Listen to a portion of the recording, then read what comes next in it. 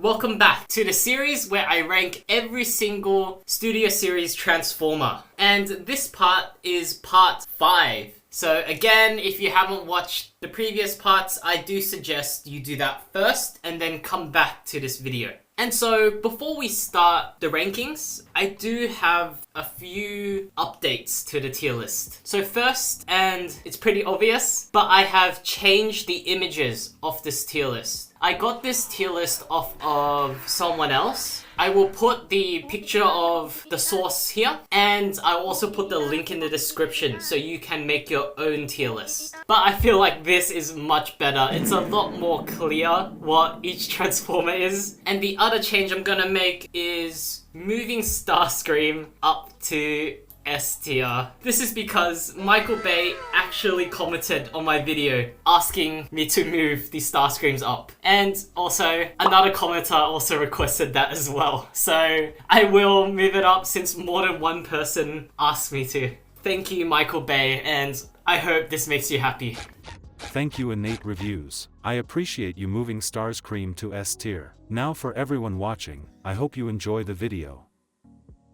Despite Studio Series being marketed as the main line with the most screen-accurate versions of characters, they do have a few characters where they fumbled in that aspect. And Studio Series 22 Dropkick is one of those. But I feel like they redeemed themselves with the Studio Series 46 Dropkick, the version that transforms into a car. The robot mode looks so good, and I really like how they got the wheels in the shoulders. I feel like it adds a lot to the toy, and it is accurate to the design as well. It looks so good that I'm actually considering buying the Masterpiece scale Dropkick, the upscale version of him. I just really like the detailing, and I really like the look of him. I also really like the car mode as well. It's very clean, and I think it's pretty cool. So it's overall a solid figure and a really good looking deluxe class. And it doesn't really have that many issues besides the clear plastic being a bit scary. So he will place pretty high, actually.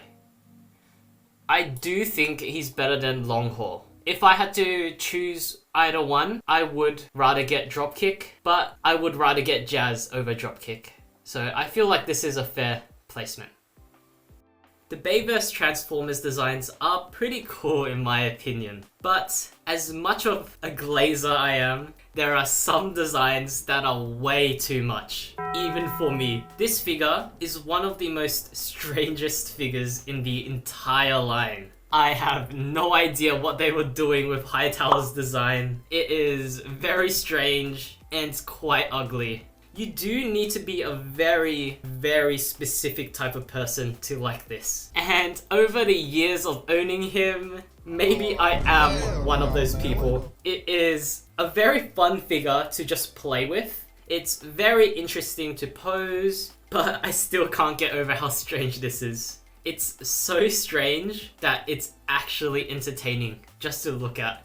The vehicle mode's also nice. It is very clean, and I really have no issues with that mode. The only issues I really have though is the design, of course, but on my copy, the leg is very loose. I don't think that's a common issue though.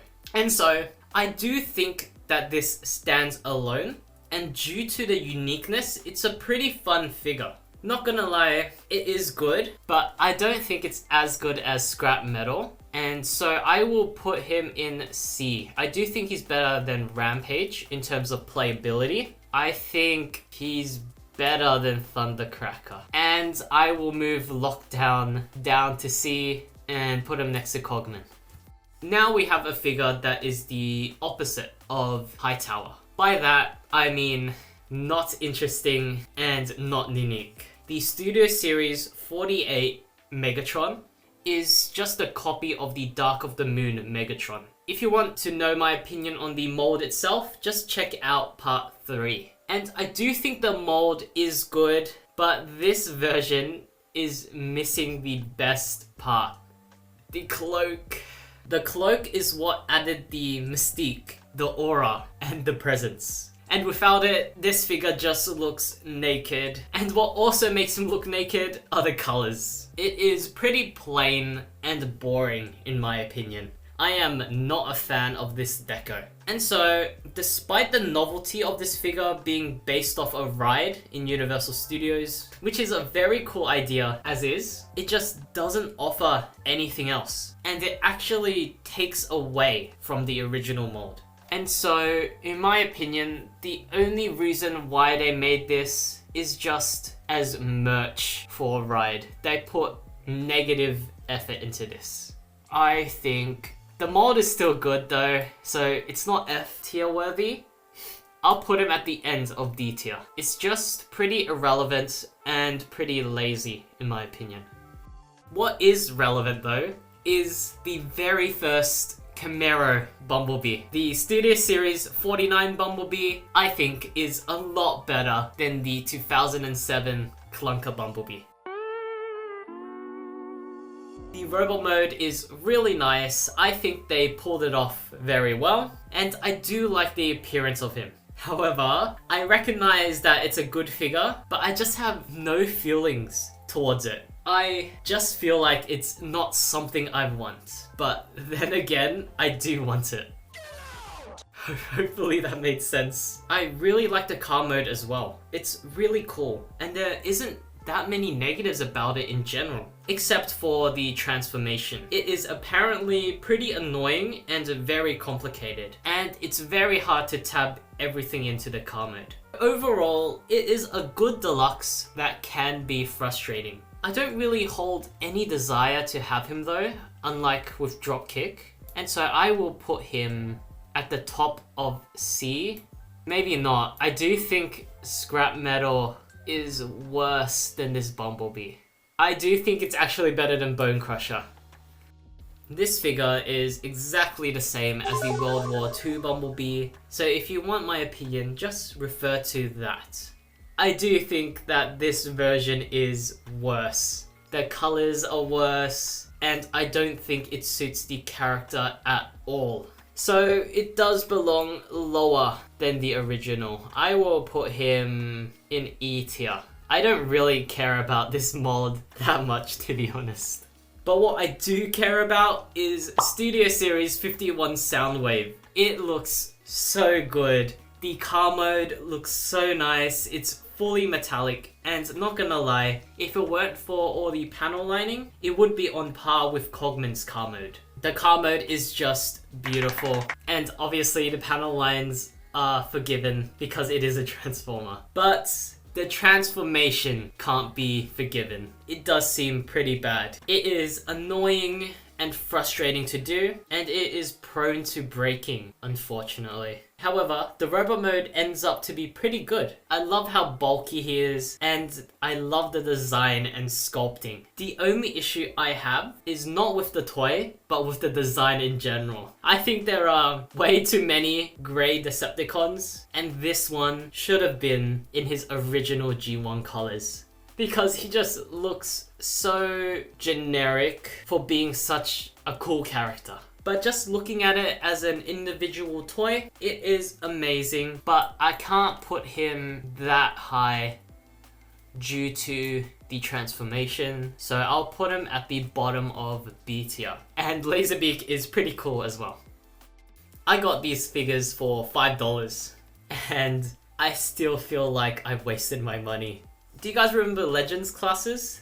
They were my childhood. Imagine them, but so much worse. And that's what these figures are. I don't know, they are just so strange in my opinion. They look so weird, and that's coming from a guy that likes Hightower.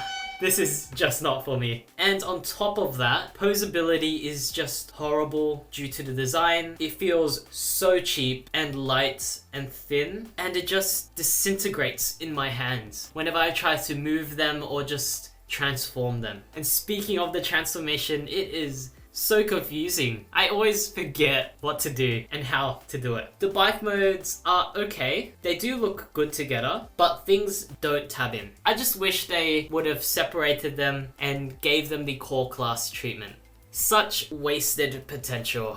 And so I have no choice but to put them in F tier. At the top of F tier. Because I do think the combine mode is a nice play feature, but it doesn't really do much.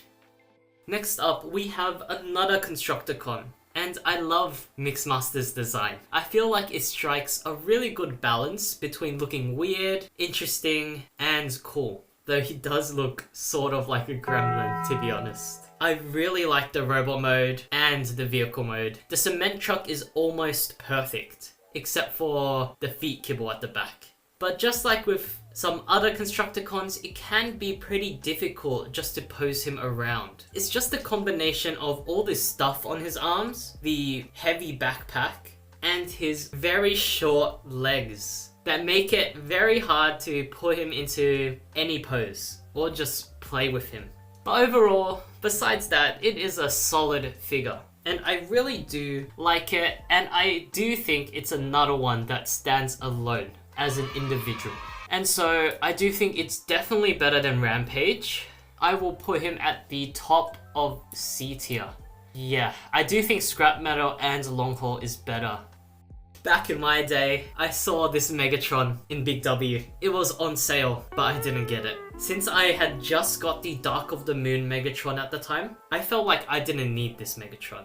But I do wish I had him now. He looks so cool, and he's covered in that really nice metallic paint, though it might be a bit too much of the same color. The sculpting is amazing, and he just looks so cool. I want him so bad. That figure is literally the only Megatron that I'm missing from my mainline collection. He's a tad bulky, and when he first came out, I wasn't a fan of his thick legs. Now, I do like how big and chunky he is. I think it's much better than the very lanky Masterpiece movie Megatron.